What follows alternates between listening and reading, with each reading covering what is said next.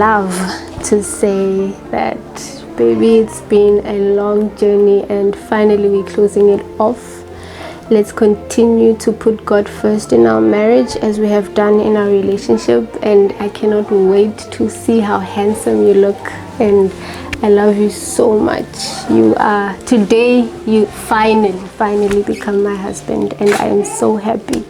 I'm beyond words at this point, and I thank God for you every single day. So today, my love, as we begin our lives together, I promise before our families, for our friends, to be faithful to you.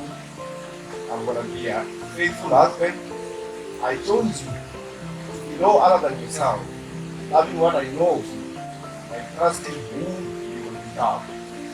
I will respect you, and I will honor you, always and in all ways.